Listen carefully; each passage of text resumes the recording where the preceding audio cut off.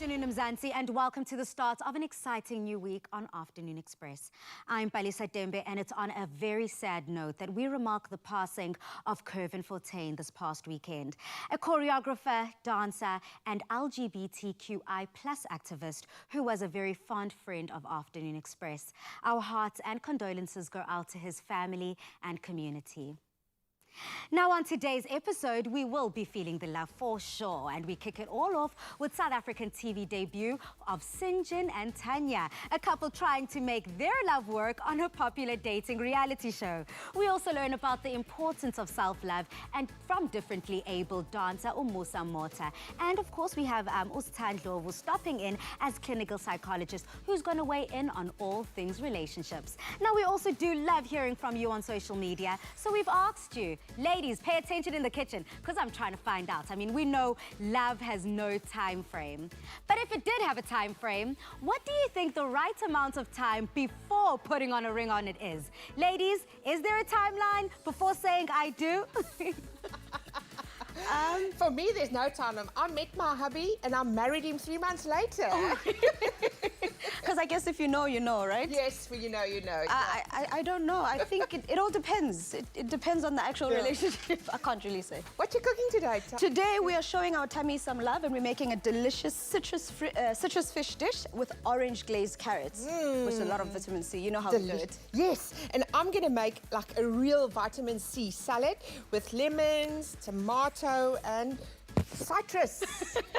Nice one. Anyone that would like to get this recipe, please head on to our website, afternoonexpress.co.za, to cook along with us. Today we meet Sinjin Colchester, South African, and Tanya Maduro, American, from 90 Day Fiancé fame, a reality show that follows couples going through the K1 visa, who thereafter have 90 days to say their I do's. The world came to learn about Sinjin and Tanya's love story, whilst the TV show captured every moment together as a new couple. We watched them fight, make up, and we also watched them plan the most important day of their lives together as they walk down the aisle at the end of their 90 days. Welcome to the show, Sinjin and Tanya. Welcome. Hello, it's so nice to be here. Thanks for having us. Guys, I am so excited because I hear that this is your very first South African TV interview. Yes, it is. Very, very true. That's why the excitement is real, you know?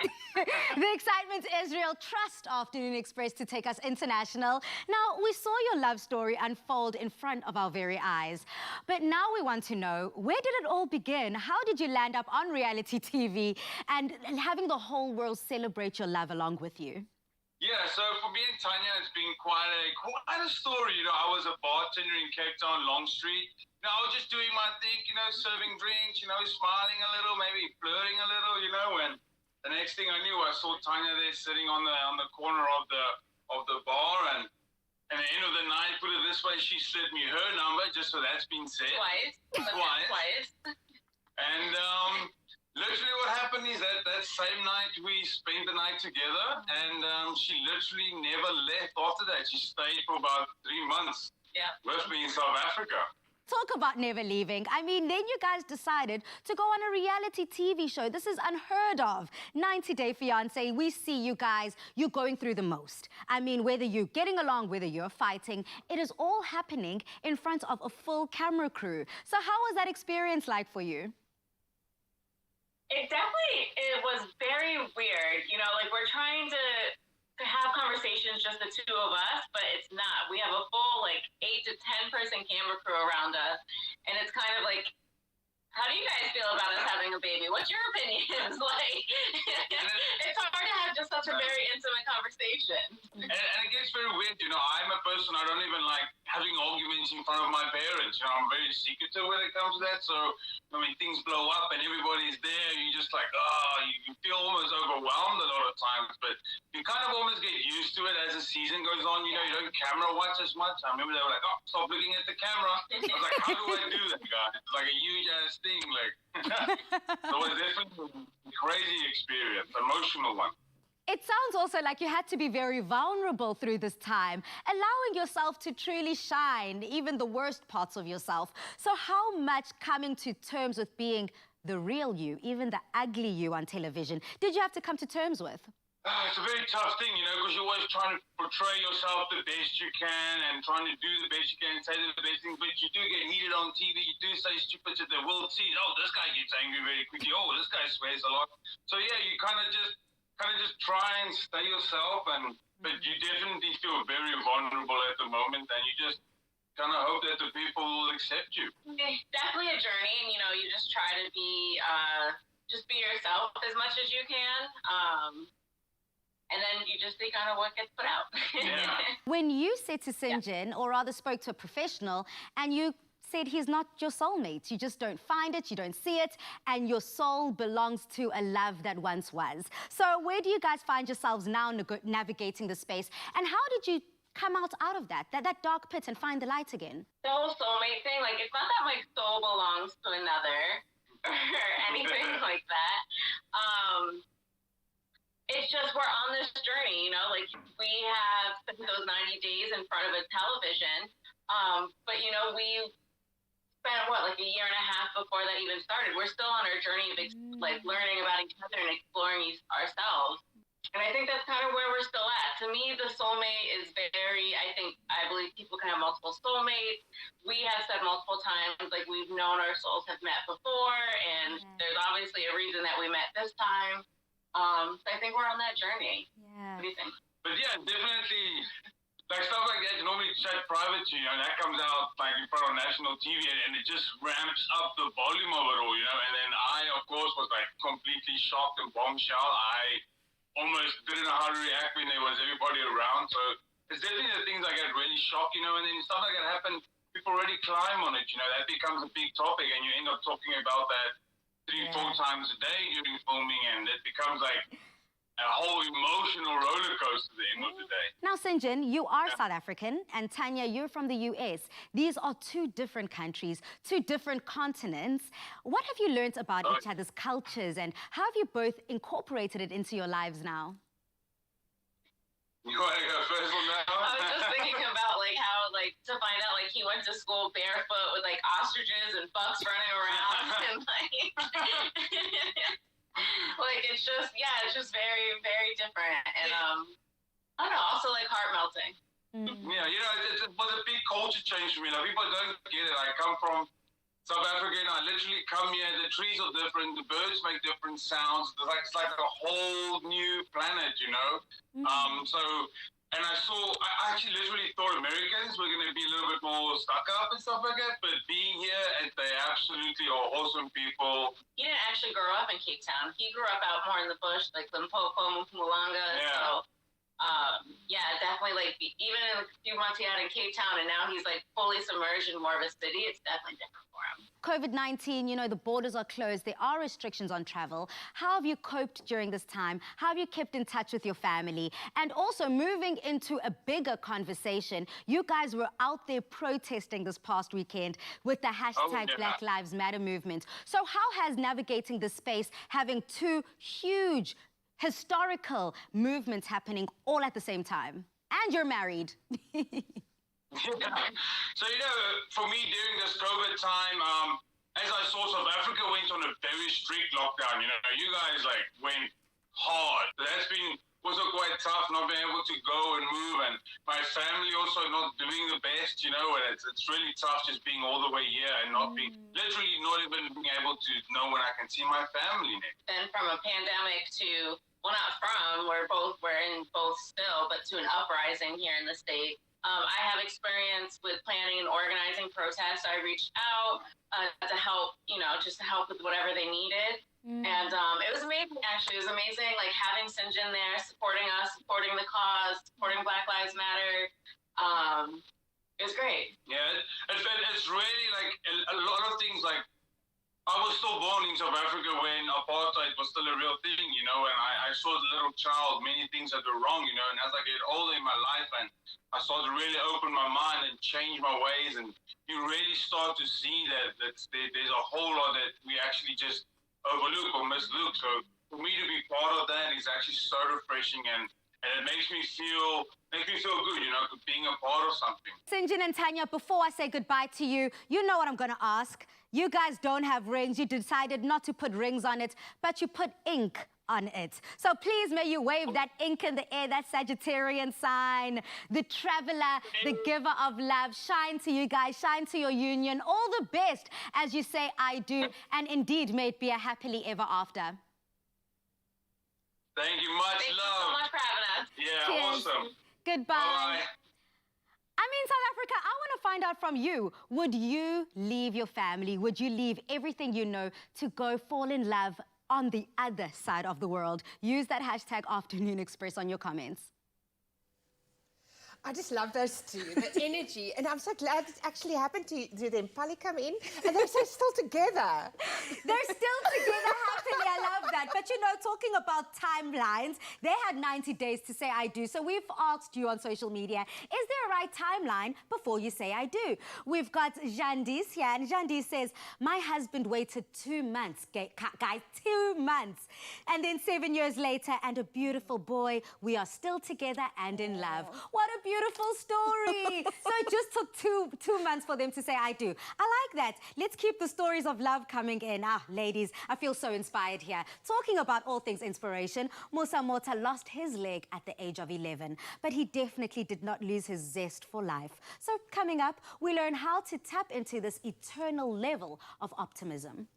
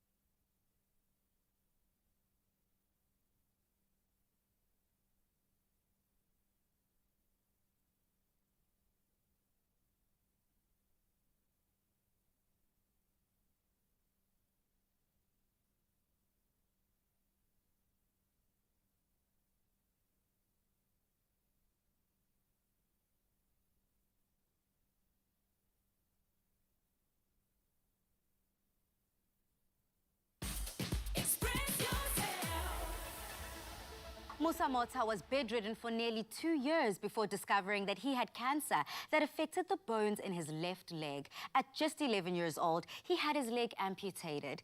He's been cancer-free since, and at the age of 24 today, he is a professional dancer, creative artist, and motivational speaker. He's on the show today to share how his positive mindset helped him with his healing process.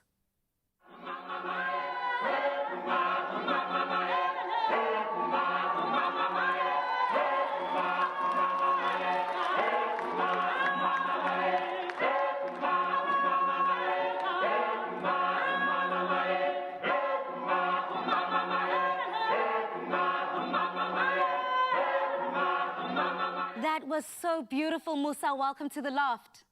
Oh, thank you. Thank you for the invite. Now, Musa, it was triumph over tragedy when you were just 11 years old. Please may you share that story that shaped you into the positive, go-getter young man that you are today.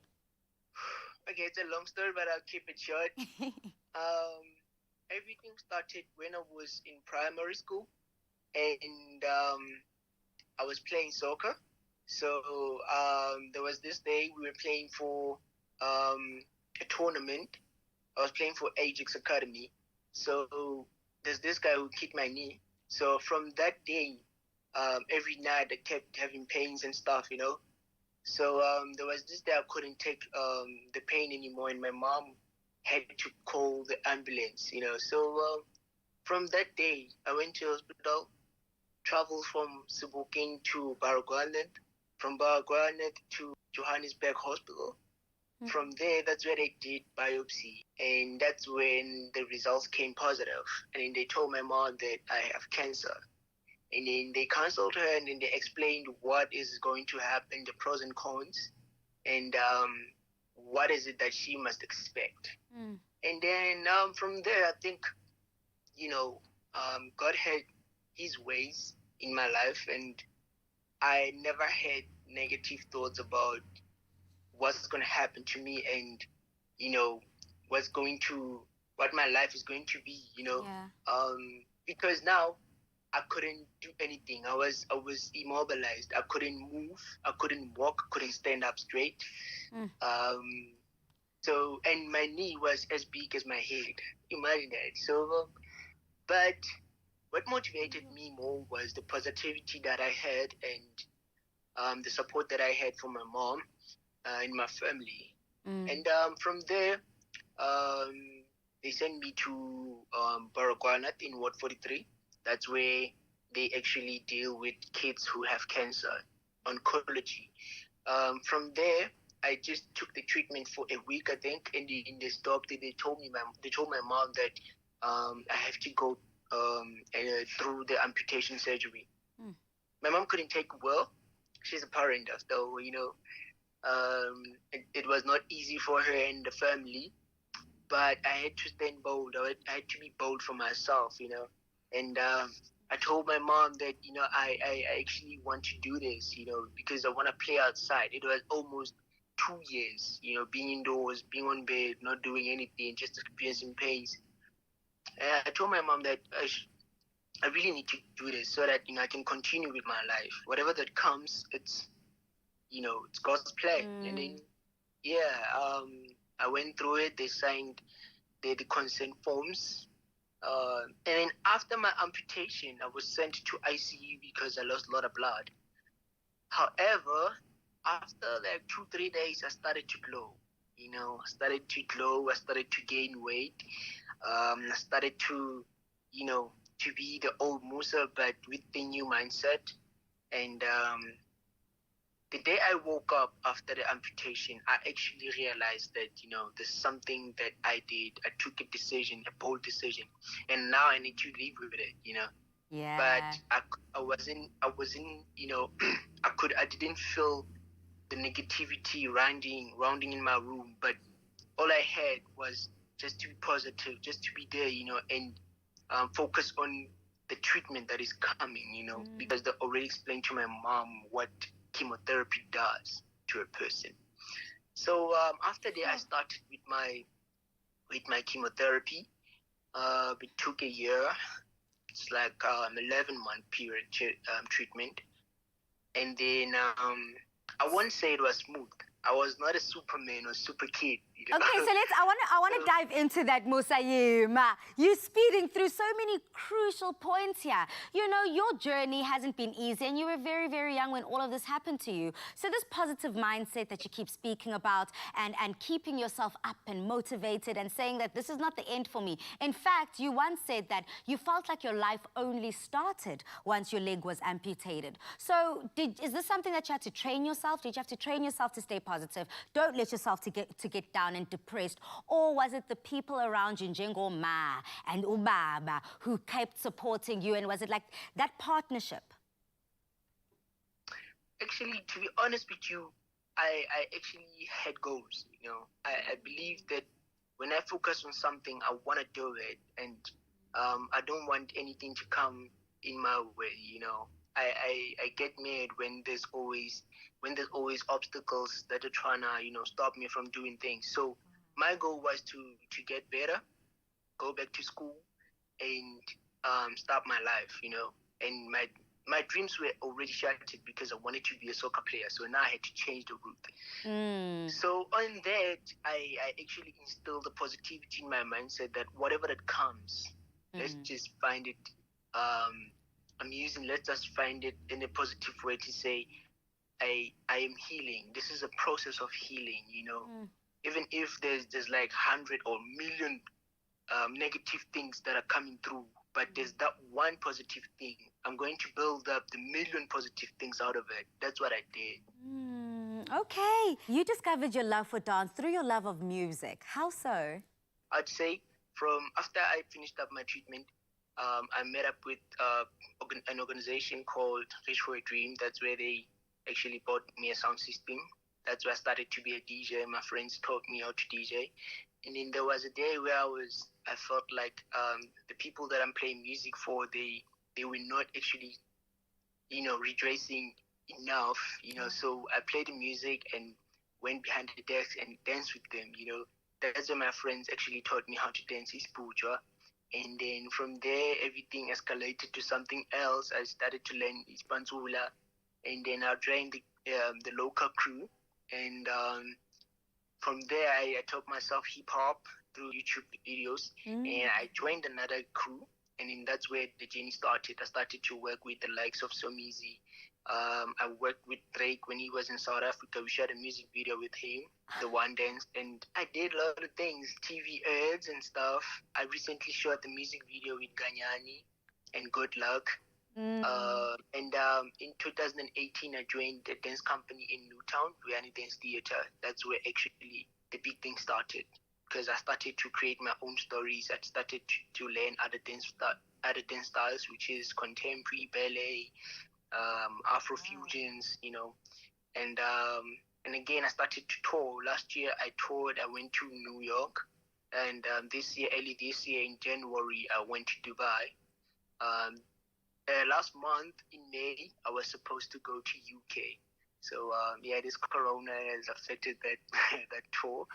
But yeah, that's how actually the journey of my life from being a soccer player to being a dancer. Musa, it's Youth Month, it being the month of June, and you are a motivational speaker. So we want to kind of amp up that motivational speaking within you and have you rally and inspire and motivate all the young people watching you right now. It doesn't matter if they want to be a dancer or a soccer star. We want to motivate them to just achieve the excellence that waits them. So please may you motivate us this Monday. Okay, I have a slogan which I live by every day. It says, Musa Mota doesn't believe in impossibilities. Instead, I break the word impossible into two. I am possible. And again, if you put your mind into something, don't allow anything to stop you. If you want to have something, don't allow anything to get in your way and stop you. Set your goals. If you have a dream, if your dreams are not scaring you, then they're not dreams. So don't be scared to dream big, and make sure that nothing stands in your way, and don't believe in the word impossible. It's just a word, it can be broken. And again, believe in yourself. If you're a good believer, pray every day. Whoever you follow, pray every day. And again, make sure that you always do your best in everything you do. Thank you so much, Musa, for sharing the message of being goal-orientated and reminding us that if our goals don't scare us, we've got no business dreaming them up in the first place. Thank you, Musa, as we say goodbye to you. We appreciate you sharing your motivational story with us. Thank you so much. Thank Cheers. you for the invite. Bye. Challenge accepted, South Africa. Head over to our social media and let us know what goals and dreams scare you. I think I've got one. Don't forget to use that hashtag Afternoon Express. Wow, and now Musa absolutely embodies strength, power, and faith. His fighting spirit just, like, I've got goosebumps right now. Talk about goosebumps, guys. Goosebump invoking things. We've asked you on social media, what will get your blood pumping if you were to say, I do? What's the timeline looking like? So we've got our first, one of our comments here by Innocent. And Innocent says, love really makes you think differently and have a different perspective too. So any time is the right time if you follow your heart. Are you for real? Well then, boyfriend, I hope you are watching. I get boyfriend. If you're feeling brave, you already heard what Dumi has to say. So speaking about all things brave, sponsors of Brave have been finding amazing healthcare professionals and pharmacists to celebrate. Coming up, we meet one of the next nominees, Dr. John Mitchell. Very exciting.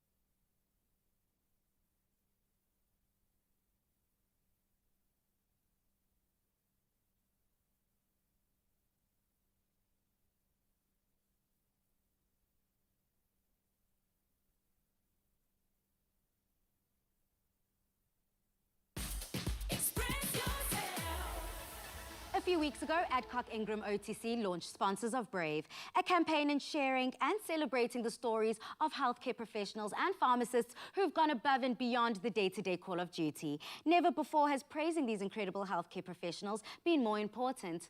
Today we meet Dr. John Mitchell, who's going the extra mile for his communities in the rugged landscape near Mqanduli and Coffee Bay in the Eastern Cape. Welcome to the Loft, Doctor. Thank you very much. Congratulations on being nominated for the great work in the healthcare profession through Sponsors of Brave. How does it feel? It feels really great. The first feeling I have is that I'm really humbled. I'm really humbled. I know that there's many other doctors and healthcare workers that I think could be actually far more deserving than me. But at the same time, I'm also very honored and grateful that I was nominated and the kind words that so many people have shared. So yes, I'm humbled, but also very honored. Speaking about the kind words that people have shared about you, we've got this amazing heartfelt video from Sponsors of Brave. Let's take a look. So it's a Monday morning and I'm on my way to work. The roads are closed due to protests. There's no other way to get there. This is all the medication. What I saw in John that day is the level of empathy. It showed the kind of a person he is. He's kind, selfless, and he always have plans to solve problems. We're a very isolated rural community. Often we have patients not coming to hospital or making the appointments because the rivers had been in flood. John came in the morning and he was like, I'm going to the clinic. The roads were blocked off and there's only one road coming into Zitilile, so he decided he can't just let those people go without medication. We have a lot of outlying clinics that we serve as a hospital with a lot of medication that they don't otherwise have, some of which are ARVs for HIV. He packed all the meds. I think he was going to see 120 or more patients on that day. So I'm here at the river, rolling the wall. Like the last leg of the trip. Quick river crossing and I'm there. Our core value is prioritizing patient care. He just did that. He decided to swim across the river. Patients spend a lot of time and effort in sticking with medication and making the appointment dates. For me, it was really trying to do my best to meet them. That was Ubuntu in Xhosa. The nurse called me and they were so excited. It's like an angel has fell into our clinic and we have the medicine. He is involved in community programs like the NGOs that are around. They support the hospital quite a lot. They work with early childhood development. And then there's 2 gap year programs. People who finished grade 12 and who dropped out at grade 11, we show them the other way of living. Let's Rise in Xhosa, it's called Masiphakameni. It's to give them hope for their future again. They learn a whole lot of soft skills, practical skills. It's helping me to know myself better. I was struggling a lot with anger. They teach me how to forgive. Obviously, he is so brave. That was the clear act of bravery, hiking to the clinic with that load of medicines. My motivation is to see people grow, to see people improve. I try my best to help and add where I can.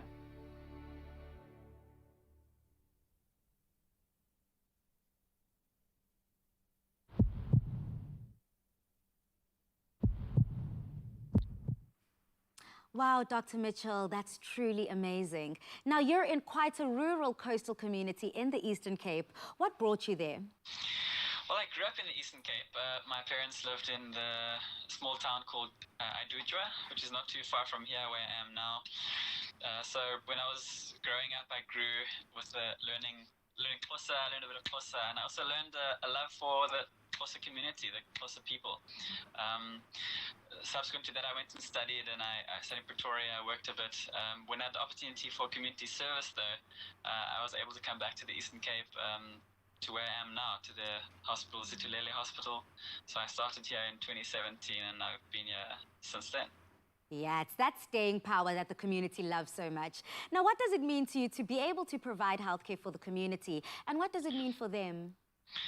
Well, South Africa is a beautiful country, but it's also a country of great disparity sometimes, and far too often it's a country of inequality. I'm daily reminded of the privilege I have as being taken into confidence and trust of people that I don't even know, complete strangers who trust us as doctors with their concerns and their worries. Yeah, and that even as coming from a completely different cultural background, you know, as an Umlungu, as they would say.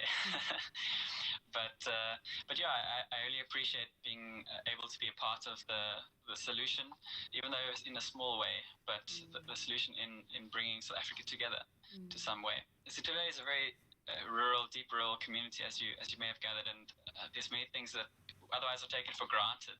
So healthcare, which is a basic human right, is very difficult to access from many of the parts of our wider flung community. People travel for very long distances over the rugged terrain you refer to, and often pay lots and lots of their money just to access healthcare. So yeah, in terms of our hospital, we really strive to provide the best quality healthcare that we can to the patients that get to our clinics or to our hospitals. And yeah, we meet them halfway, where they have gone to great efforts and lengths to access the care. Yeah. Dr. Mitchell, healthcare is just one way of making a difference, but you're involved in quite a few NGOs and upliftment projects in the community. Tell us about that and why you are so passionate about this. Yes, well, Situlele has become a bit of a hub for quite a few NGOs and partners. Basically, a lot of groups of people that are like-minded in working towards a common goal of basically building up our nation and its people. And I love people, so I've really enjoyed getting involved and plugged into some of these different NGOs in the community that are already here. But I mean, mainly I've enjoyed the opportunity to build relationships and connect with some of the beautiful, inspiring young men and women here in this community. I've been here now for just over 3.5 years. It's been great, and I've gotten to be able to connect with quite a few people who are from around here. Thank you so much for that, and you know, all the best to you and the Mkanduli community, because the work only starts now as we keep celebrating all people in the healthcare profession. And all the best to you, Dr. John, as you're nominated as one of the sponsors of Brave. Thank you so very much. I really appreciate this opportunity. Thank you again, Dr. Mitchell.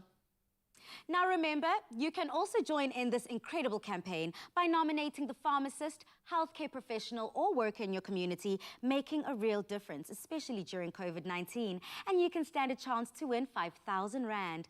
2 healthcare winners will be selected from your nominations, one chosen by a judging panel and the other through your votes. The 2 healthcare professionals that are selected will win a trip to an overseas medical conference of their choice and be given the opportunity to pay it forward by donating 25,000 Rand to their favorite charity. Visit afternoonexpress.co.za for information on how you can nominate the healthcare professionals doing incredible things in your community today. The curve we don't want to flatten is the heartbeat of our beloved South Africa. Be brave. Unprecedented challenges call for incredible bravery. Countless doctors, nurses and pharmacists are working around the clock to keep us safe. They go beyond the call of duty and selflessly put the needs of our communities first. Nominate the brave healthcare professionals on the front line and give them the recognition they deserve. Because the only curve we don't want to flatten is the heartbeat of our beloved South Africa.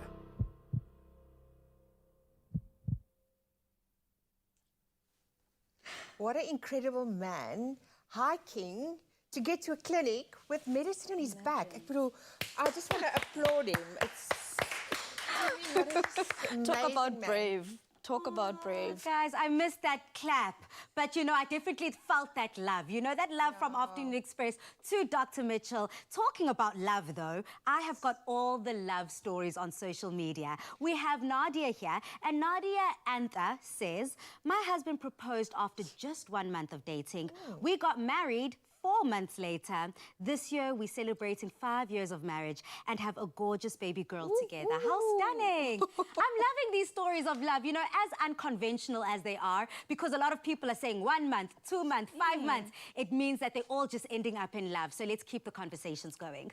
Now, our lives are built on the many different kinds of relationships that we have. So coming up, clinical psychologist Stan Dlovu takes a deeper look into these incredible relationships, ladies. Looking forward to that.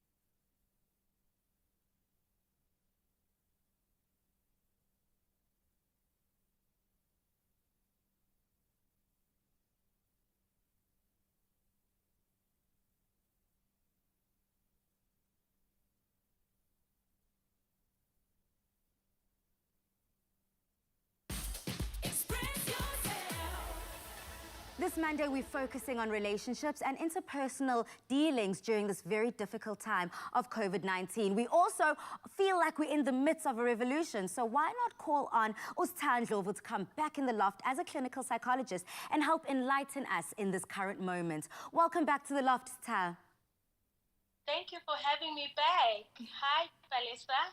Star, now the existence of racial tensions around the world is something that's quite difficult to ignore and has been around for decades. So why is it so difficult to overcome racial discrimination? So what makes it really difficult to overcome racial discrimination is the fact that it doesn't only occur among individuals, but also it exists in institutions and systems, and it is deeply rooted in historic and social context. So if it is for us to address racial discrimination, it's important for us to address specific issues that shape institutional structures so that we can be able to overcome racial discrimination, because it occurs in structures and systems on a daily basis, continuously, and it is more of a systemic thing than it is an interpersonal thing. Yeah, we definitely do see that in terms of history repeating itself. Now, through the Black Lives Matter movement that we've seen happen internationally, we've also seen beautiful international solidarity with the African American people. What does that say about us as an international community? So it's so beautiful to watch, Palisa. The social cohesion, the solidarity with the international Black community. It just goes to show how much people identify with what is happening on a global scale. Also, it may be triggering some experiences that they may have had in smaller scales, in their communities, in their schools, in corporate organizations. They may have also experienced injustice, racial discrimination, and with this solidarity that we are seeing with the international Black community, it really just shows how much the international community is no longer willing to tolerate injustice and racial discrimination. So it's such a beautiful thing to see people actually coming together and saying that this is not okay and it should not be happening. And although people have been experiencing it in their small corners and their small local places, sometimes they may not be able to speak up about it. So when it happens on a larger scale, it's much easier to sort of also put in your opinions about it because you've also experienced it. So it's really beautiful to see people coming together like this. We're in the midst of June, which is celebrated as Pride Month. We live in quite a liberal world. So why do you think some people still find it difficult to accept the existence of different sexualities? So humans categorize things naturally so. And to account for this is the in-group, out-group biases, where a person psychologically identifies with being a member of a particular group. And people who are not part of that group are seen as less similar, not having the same values, interests, worldviews. And as a result, we may have biases against people who we think are different from us. This includes negative categorizations, negative feelings about those people, and negative ideas about people who are not part of our group, as we would put it. And it really makes it difficult for people to tolerate differences in that way. Stal, you talk a lot of identifying with a group and finding a voice, and I guess this also has to do with knowing yourself. So how important is it for one to truly know their truest self, and what are the benefits thereof? So speaking about truest self is really speaking about being authentic, being original, being vulnerable, really embracing all aspects of yourself. So that's the great aspects of who you are, and also the parts of you that may need improvement, in some cases may even need healing. So it's important that at all times, we always aspire to be better and we have ambitions. But while we have these aspirations, it's important to always be aware of where we are right now in our reality currently. And that just helps us identify with our truest self, and we are able to better achieve some of the aspirations that we may have if we are able to embrace where we are currently. So then, quite practically, how does one begin to form a solid relationship with themselves in order to deal with conflict? So a relationship with yourself is really the most important. It's really crucial to proper development.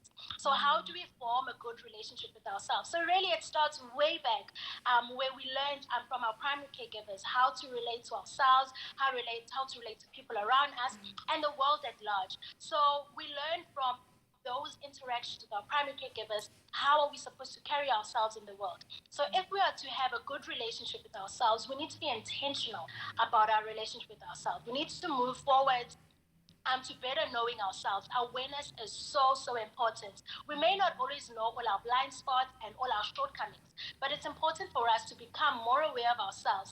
And in being more aware of ourselves, it helps us to be able to know our triggers, to know things that may set us off. Therefore, in situations of conflict, we are more aware of where does this come from? Why is this sort of making me so irritable? Why is this making me so angered in this way?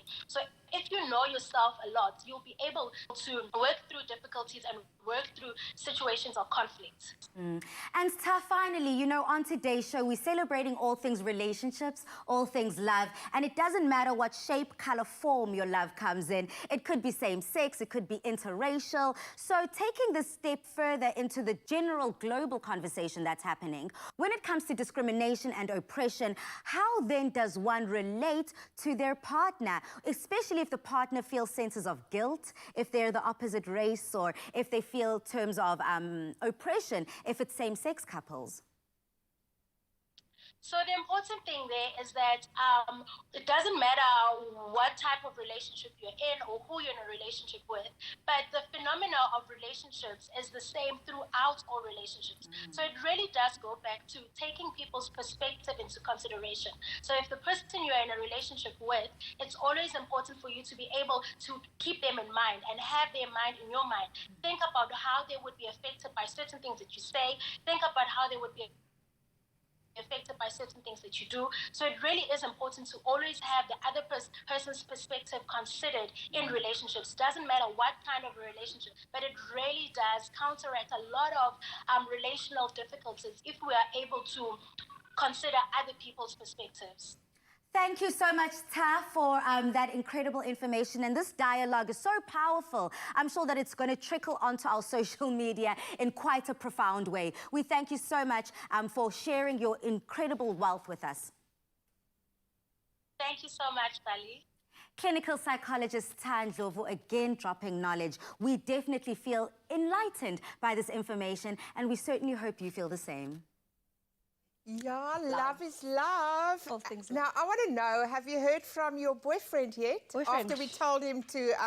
Boyfriend. Bali, what are the people saying on socials? Oh, you didn't hear what Anele said? She was saying something about your boyfriend, no? Okay, if we keep doing that, let's go to social media where Umongega Stole says, Umongega Uti, I honestly am really scared to get married right after just meeting each other. So for me, I'd rather take my time. So Haige, if we're talking about people and things taking their time, let's focus on all things kitchen and what are we cooking up?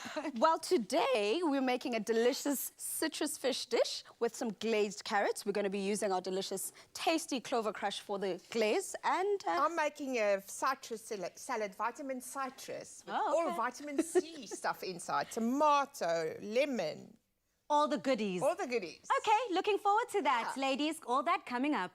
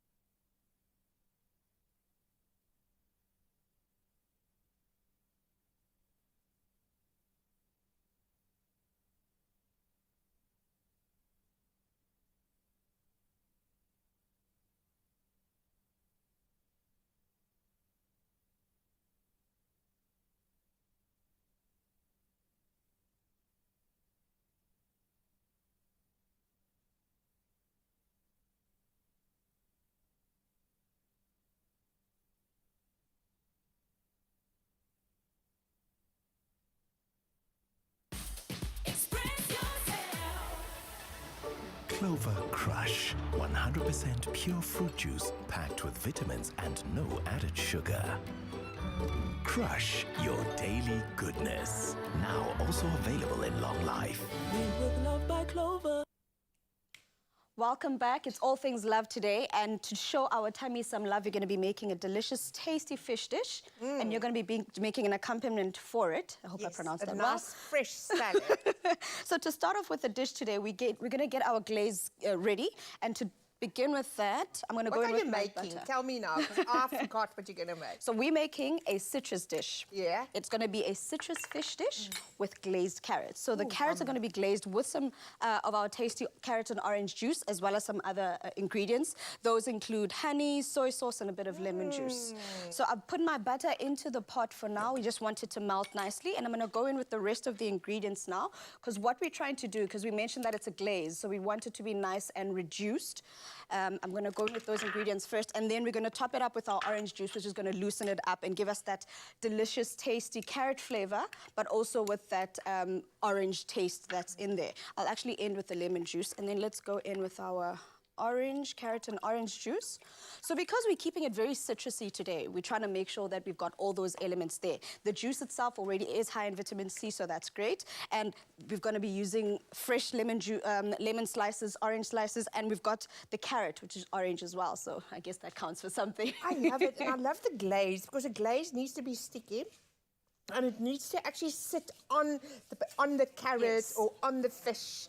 And I love the combination of honey and citrus.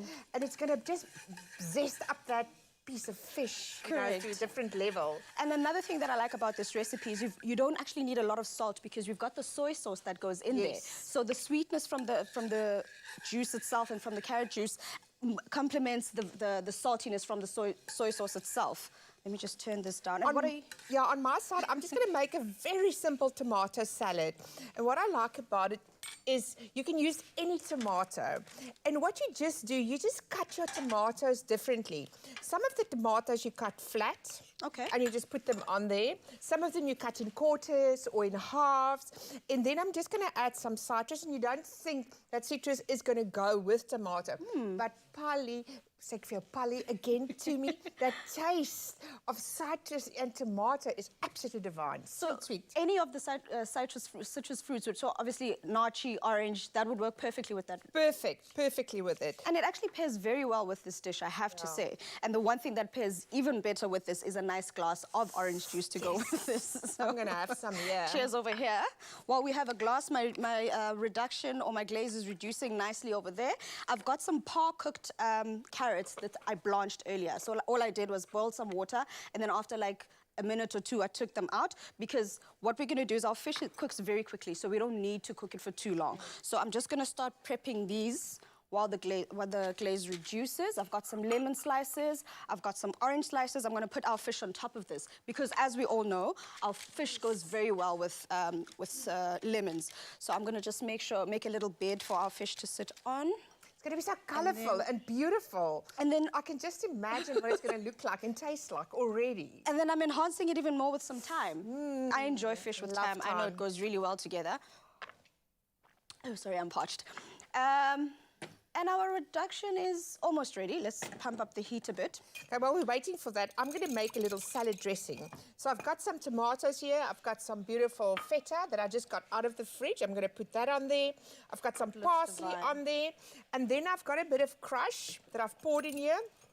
I'm just going to add a little bit of olive oil and a bit more vitamin C with a bit of lemon juice. This is going to be delicious. It's going to complement it so... And I'm just going to quickly...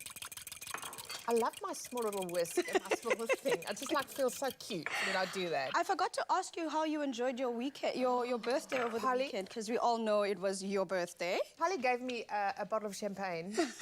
So I had that on Friday night, plus a bit more. But I had a wonderful birthday. It was like a party.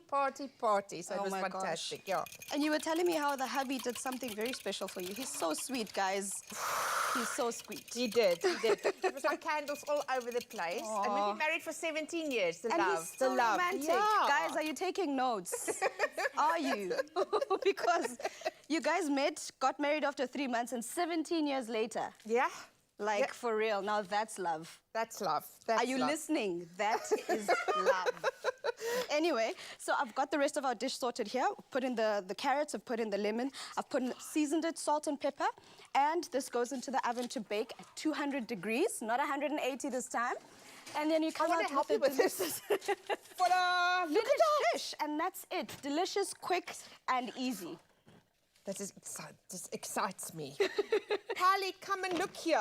If anyone wants to have this recipe, This looks so delicious, guys. Okay, wait, I have to get in some of that crush magic as well. Okay, ladies, thank you so much for cooking for us and cooking with us. We truly appreciate it. And thank you to everyone on social media who did play along and give us all of your love tips and tricks in terms of all things timeline. But I'm so excited because tomorrow, South Africa, it's Youth Day. So we're celebrating, of course, yeah. We're saying cheers to the South African youth who are making a difference. Of course, we're speaking to young entrepreneurs. We're speaking to people who are making a difference in the entertainment space within the youth, you know. So I'm very excited about that. As we say cheers, you know, this weekend you were saying cheers with bubbles. Today we're saying cheers with this delicious carrot and orange crush. Absolutely refreshing is what we need this evening as you cook along and eat along with us. Again, if you want this recipe, head over to our Afternoon Express website. Otherwise, South Africa, I suppose we'll be catching up tomorrow, ne? Yeah, well, see you tomorrow. Okay, you heard that. As we have our South African Youth Day geared up. We'll see you tomorrow, South Africa. Good night and happy eating. Clover Crush, 100% pure fruit juice packed with vitamins and no added sugar. Crush your daily goodness. Now also available in long life. Made with love by Clover. Afternoon Express. Made with love by Clover. Another feel-good production.